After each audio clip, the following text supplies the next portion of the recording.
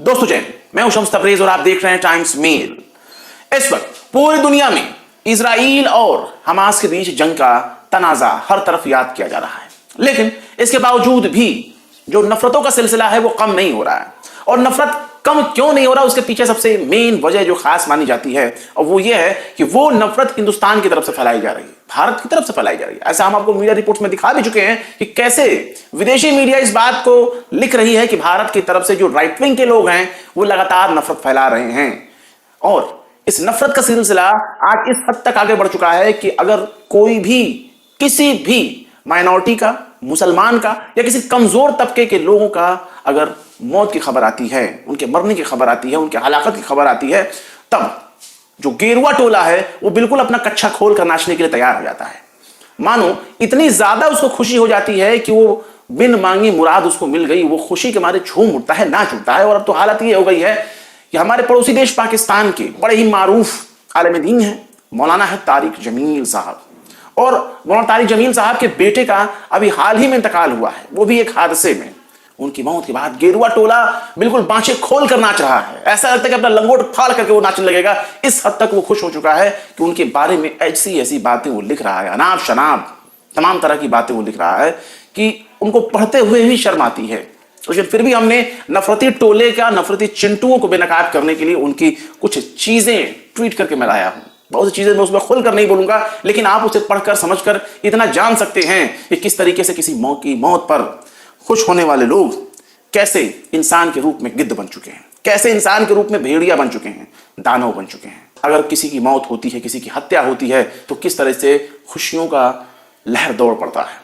उनकी मौत के बारे में यह कहा गया कि अज्ञात हमलावरों ने गोली मार दिया। हालांकि अब वजाहत हो चुकी इस चीज की कि उन्होंने खुदकुशी किया, लेकिन जब यह खबर आई तो गेरुआ टोला बिल्कुल ही नफरत में पागल हो गया और इस हद तक वो खुशी मनाने लगा, जश्न मनाने लगा कि मानो उसकी बिन मांगी मुराद मिल गई। जैसे कि आप देखिए, आरएसएस का मुखपत्र माना जाता है पंचजन्य, यह लिखता है कि कट्टरपंथी मौलाना के बेटे की गोली मारकर हत्या, मौलाना तारिक जमील के बेटे असीम जमील की हत्या, पुलिस ने बताया सुसाइड। इसके साथ ही मीडिया का रोल बहुत ही अजीब रहा है।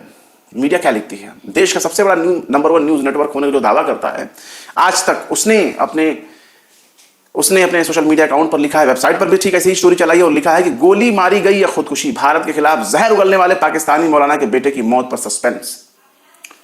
भारत के खिलाफ कब उन्होंने जहर उगला ये तो हम नहीं जानते, लेकिन इस तरीके से उनको लिखा जा रहा है। जैसे कि देखिए, शिवम त्यागी नाम का एक शख्स है, यह भी गेरुआ टोले का ही आदमी है। यह लिख रहा है कि पाकिस्तान के इस्लामिक स्कॉलर मौलाना तारिक जमील के बेटे असीम जमील की रविवार को गोली लगने से मौत हो गई। अनजान लोगों ने गोली मारी, भारत के खिलाफ खूब नफरत फैलाते हैं मौलाना, भारत के खिलाफ खूब नफरत फैलाते हैं मौलाना। खैर, इनका छोड़िए, चंदन शर्मा नाम के अंधभक्त हैं, और चंदन शर्मा ये वही है जो अभी कुछ दिन पहले इजराइल जाना चाहते थे हमास वालों से लड़ने के लिए, लेकिन ऐसे लोगों को किसी ने मुंह नहीं लगाया, इन लोगों को किसी ने पूछा ही नहीं। चंदन शर्मा ने बाकायदा तारिक जमील साहब उनके बेटे की तस्वीर को ट्वीट करते हुए लिखा कि लाहौर, पाकिस्तान में इस्लामिक आतंकवादी तारिक जमील का आतंकवादी बेटा असीम जमील को अज्ञात व्यक्ति 72 हूरों के पास भेज दिया। लैंग्वेज देखिए, लैंग्वेज है कि लाहौर पाकिस्तान में इस्लामिक आतंकवादी तारिक जमील का आतंकवादी बेटा मौलाना असीम जमील को अनजान लोगों ने, अज्ञात शख्स ने 72 हूरों के पास भेज दिया। मतलब किसी की मौत पर अगर जश्न मनाना हो तो कैसे जश्न मनाना है, ये गेरुआ टोले के लोगों को देखकर समझा जा सकता है। मतलब पता नहीं इनकी परवरिश में कोई खामी रह गई हो, या इनके माँ बाप ने इनको पैदा करके फेंक दिया सड़क किनारे, कोई तरबियत नहीं, कोई तमीज नहीं, किसको कहा जाएगा। इनके संगठन में तो, इनका संगठन तो बड़ी संस्कारी माना जाता है। जो गेरुआ टोला होता है कच्छधारियों का, बहुत संस्कारी माना जाता है। क्या तो संस्कार कूट कूट के भरा है, यही संस्कार है। इसके साथ ये और भी चीजें लिखता है, उसे पढ़कर और भी आपको हैरानी होगी। ये लिखता है, अज्ञात व्यक्ति तो दिल पर राज करने लगे, यानी अज्ञात व्यक्ति बिल्कुल दिल पर राज करने लगे। उस अज्ञात व्यक्ति को मेरी तरफ से जय जय श्री राम। एक और इस्लामिक आतंकवादी का अंत हुआ, जय श्री राम। बाकायदा गुलाब का फूल दिखाता है खुशी के मारे, मतलब जय श्री राम के नाम पे ये कुछ भी करेंगे। इनके ट्वीट के नीचे कुछ लोग ऐसे भी हैं जो कमेंट कर रहे हैं, खुशी मना रहे हैं। उसमें से एक का नाम है रजनीश दुबे। ये लिखते हैं कि अज्ञात लोग अपना काम पूरी ईमानदारी से कर रहे हैं, अब तो हमें बस इसे दिन का उसे दिन का इंतजार है जब यह खबर आए कि हाफिज सईद दाऊद इब्राहिम को भी अज्ञात लोगों ने टपका दिया। सच में उस दिन का पूरा भारत जश्न मनाएगा। उसी दिन दिवाली होगी, दशहरा, होली सब साथ मनाएंगे। मतलब ये नफरत का प्रचार है। इसके साथ ही आप इस साइड में देख लीजिए, खुशियां मनाने वाले, जश्न मनाने वाले लोग क्या हैं। इसमें तमाम लोग जश्न मना रहे हैं। सारे के सारे लोग जय श्री राम लिख रहे हैं। एक लिख रहा है कि ज्ञात से अच्छे तो अज्ञात होते हैं, लाफिंग का सिंबल इमोजी बना रहे हैं। थैंक्स लॉर्ड, जय श्री राम, जय श्री राम। मतलब ऐसे लिखते हुए ये लोग नफरत फैला रहे हैं। सुनील शुक्ला नाम का एक गेरुआ टोले का बंदा है, ये लिख रहा है कि ये तो अभी शुरू हुआ है, ये तो अभी शुरुआत है, आगे आगे देखो होता है क्या। पहले भी सरकारें रही हैं लेकिन ऐसी समाचार सुनने में नहीं आते थे।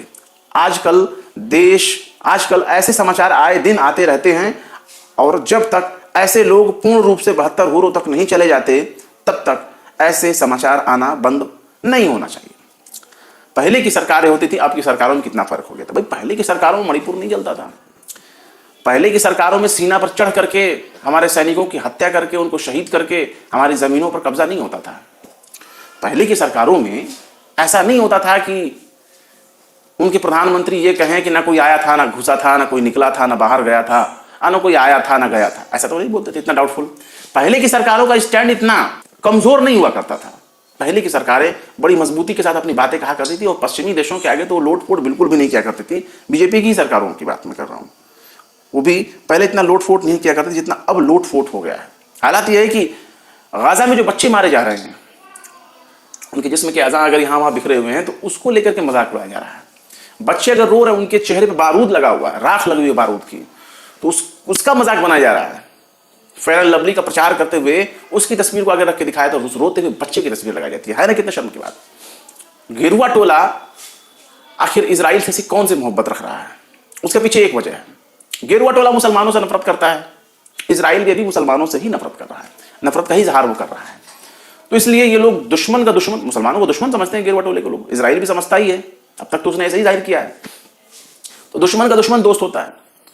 तो इसलिए इजराइल इनका ज्यादा करीबी है, फूफा लग रहा है, क्योंकि वो मुसलमानों से नफरत कर रहा है, मुसलमानों की हत्या कर रहा है।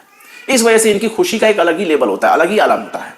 तारिक जमील साहब का तो मैं समझता हूं कि बहुत से लोग उनके तकरीरों, उनके बयानों को सुनते हैं, फिर कावारियत वाली बातें तो उनको करते ही नहीं है। हिंदू मुसलमान की बातें वो करते ही नहीं है। उनके बेटे की मौत जो है वो खुदकुशी के तौर पर देखी जा रही है और यह भी बताया जा रहा है मीडिया रिपोर्ट्स के हवाले से कि उनका बेटा डिप्रेशन का शिकार था और जिसके बाद उसने गार्ड से बंदूक लिया और खुद को गोली मार ली। यानी दिमागी तौर पर, जहनी तौर पर वो डिस्टर्ब चल रहे थे और डिप्रेशन के शिकार थे, जिसके वजह से लंबे वक्त से जो वो बीमार थे और उन्होंने डिप्रेशन में आकर के खुद को गोली मार ली। खैर, उन्होंने, तारिक जमील साहब ने दिल पे पत्थर रख करके इस बारे में ट्विटर पर, सोशल मीडिया पर इस बारे में पूरा इत्तला किया, लोगों को, अपने चाहने वालों के बारे में बताया। पूरी दुनिया में उनके चाहने वाले हैं। और सबसे बड़ी बात यह है कि ये फिरकावारियत नहीं फैलाते, एक मजहब का दूसरे मजहब के लोगों के खिलाफ वो जहर नहीं उगलते। इस तरह से उनकी पहचान बनी हुई पूरी दुनिया में। गुरुद्वारा भी जाते हैं, करतारपुर गुरुद्वारा भी हो गए थे पाकिस्तान में, जो करतारपुर गुरुद्वारा है वहां भी तारिक जमील जा चुके हैं। वो कंट्रोवर्शियल बयान देने के लिए जाना ही नहीं जाते, वो प्यार मोहब्बत वाले शख्स हैं और अब तक उनके बयान ऐसे ही आते रहे हैं। अब कोई कहेगा नहीं 72 हुर्रों को पास पहुंचा दें। भाई 72 हुर मजाक, ये क्या मामला है?